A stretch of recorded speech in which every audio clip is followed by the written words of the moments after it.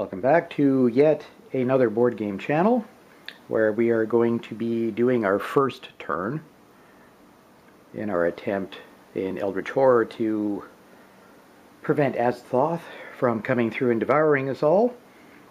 Our 4 investigators are raring to go. So first up will be our expedition leader, or lead investigator, rather. Monterey Jack. First up, we've got Monterey Jack at the pyramids, and I'm just going to, for his first action, move to the heart of Africa because he has his treasure map, which will activate when he visits. Well, when he resolves an encounter in the heart of Africa. And for his second action, there's not really much he can do otherwise, just sitting there. So we're just going to grab him a focus token. Now we'll move the camera over to Rex Murphy, the luckless reporter. Alright, we join Rex Murphy up in Juneau, Alaska. The first thing I'm going to do is actually have him rest, despite the fact that he's not hurt. But doing it in an effort to lose his hypothermia. Just roll 1 die, and I just need a 4, 5, or 6 to get rid of it, and 4! He no longer has hypothermia. That goes away. Good. For his second action, we're going to use his ability to just acquire assets without rolling. He's got 4 influence, so he can pick up to 4 cost worth. So we're going to take the Spirit Dagger. Oops, sorry, won't focus. There we go. Which will give the owner +1 will and +2 strength during combat encounters. And he can spend 2 more. So we might as well go ahead and pick up the Expedition Guide. When you spend a focus to re-roll a die, when resolving observation or strength test, you can re-roll 2 dice. Instead, you may meet up with some other investigators to pass those off. And then we'll replenish the reserve with the Blunderbuss, a weapon. When resolving a combat encounter, you may gain +2 strength. If you do, each 6 you roll when rolling a strength test during a combat encounter counts as 2 successes, and each 1 negates 1 success. So it's iffy. And we will also have the Lavish Feast, which just, when you get it, oops, sorry, focus. Yes, you just immediately recover 2 health and 2 sanity. Alright, up next, Tony Morgan, down here in Central America. I'm going to have him rest as well, despite not being injured, because we're going to try to get rid of his hypothermia, and we failed. He's still feeling it. That's alright. For second action, I'm going to move him to San Francisco. And yeah, that'll be his actions done with. And finally, we have Finn Edwards, the bootlegger. I'm going to move him for his first action over to Arkham, and then going to use his special action, which allows him to move along 1 more ship or train space, and we're going to move him over to London in an attempt to maybe spawn more clues, because we need clues to solve our mystery. That wraps up the action phase. Now we'll move on to the encounters. Alright, Monterey Jack. It's silly just to call him Monterey. His name is Jack. In the heart of Africa, we'll just have a generic wilderness encounter. Let's see what we get. According to your map, you can make a detour to visit a lake purported to have restorative powers. You may become delayed to recover 3 sanity or discard a madness condition. Well, he has none of those things, so there's no need for him to become delayed. So not much happened there.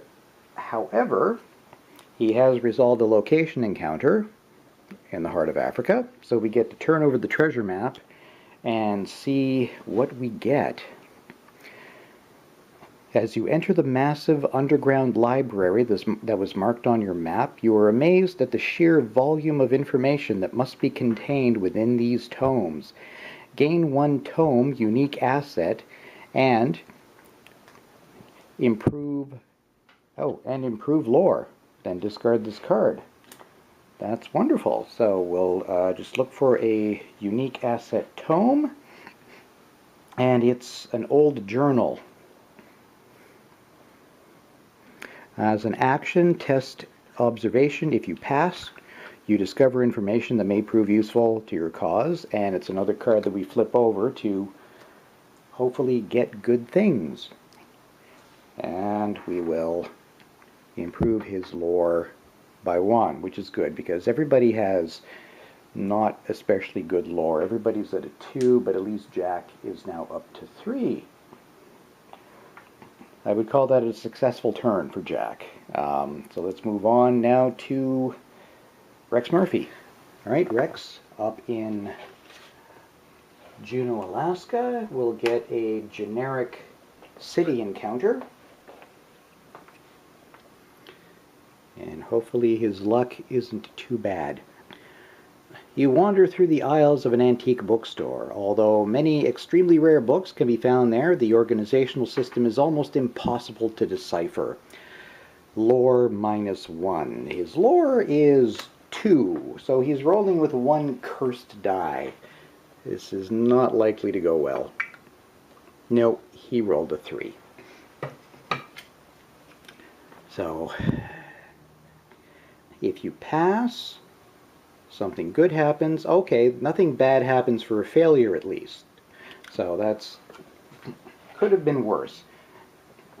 Next up, as it's in the same part of the world, we'll just move on to Tony Morgan, the bounty hunter, who will have we'll have him do an encounter in San Francisco. Maybe improve his already very good observation. Let's just focus that. There we go. The fabric of reality is weak in the seedy Tenderloin district. There's a Tenderloin district. As a result, many here suffer from the Black Madness. Very little of what they say can be understood. Lore -1. Well, at least it won't be a cursed die, because his lore is also 2. Hey! He rolled a 6. We actually get a success. Goes again. Alright. If you pass, you learn much. Improve 1 skill of your choice.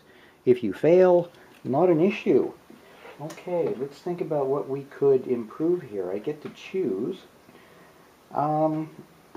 Maybe given that we will eventually have to fight some horrible monsters, including that Windwalker that we need to get rid of. Otherwise we could all simultaneously die.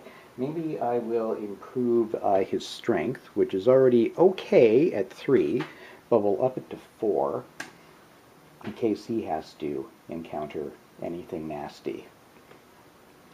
And that just leaves our bootlegger Finn. Alright, we're moving on to Finn in London, and hopefully we'll spawn some clues. In exchange for a generous donation, the Penhew Foundation will happily show you the results of its global explorations. You may gain a debt condition to gain 2 clues. Oh, I don't like getting debt conditions, but that's awfully good, just getting 2 clues off the bat. So I think maybe we will do that.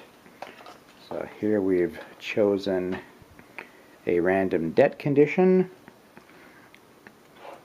and we'll just grab out of the supply, we'll randomly grab 2 clues.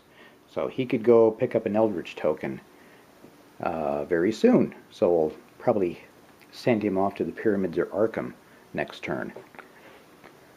Alright, that is it for the encounter phase. Maybe not stellar, but nothing really horrible happened, so we'll take it. So next we'll move on to the Mythos phase, when all the baddies get their turn. Alright, the dreaded Mythos phase.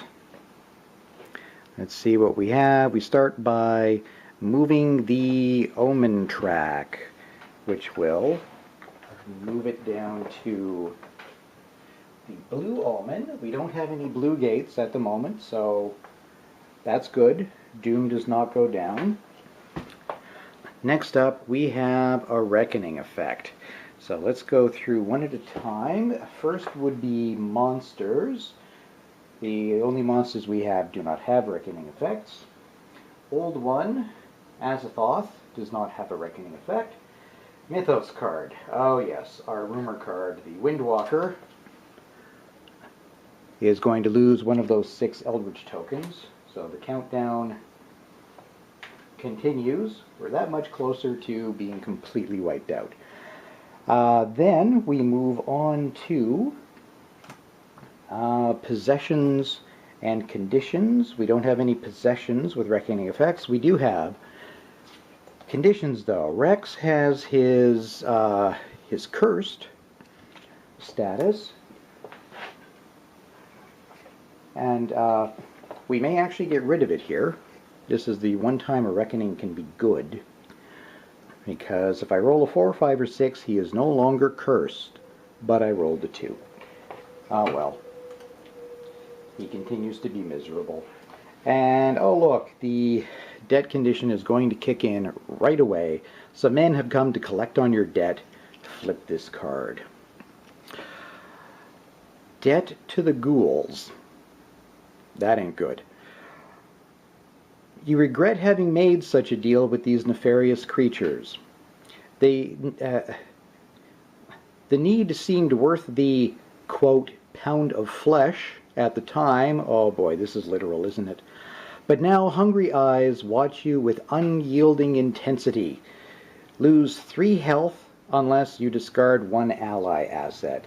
Well, oh, he does actually have an ally. He's got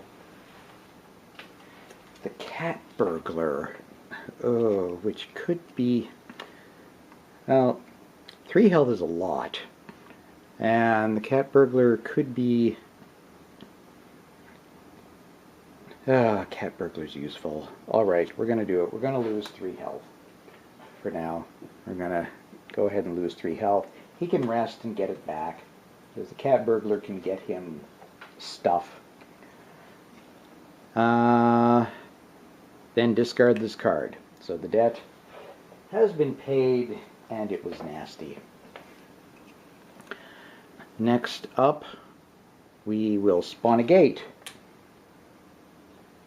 in Arkham. We'll just toss that over there and grab the monster bag and yank out. We get a cultist, who are not too bad against Azathoth. Just get a little stand for it so it's easier to see on the board. And now the actual event, and it's tentacly, which is bad. You are startled by the thump of a crow hitting the ground in front of you. Within a few moments, some unknown catastrophe causes an entire flock of crows to just fall lifeless from the sky. When you look up, there is nothing but cold stars and a baleful moon. Impending doom. Event. Advance doom by 1 for each gate on the game board that corresponds to the current omen. That would actually be neither of them. However, if no gates on the game board correspond to the current omen, advance the omen by 1, which will activate them both. Move on to the red omen. Both gates are red. Doom goes down to 13. Oh, that was lovely. Well, that's 1 turn down. Not brilliant, but not a disaster so far. It's possibly only a matter of time, though. All right, we'll wrap it up there then, and fingers crossed that things continue to go so-so in future turns. So we'll see you then. Bye.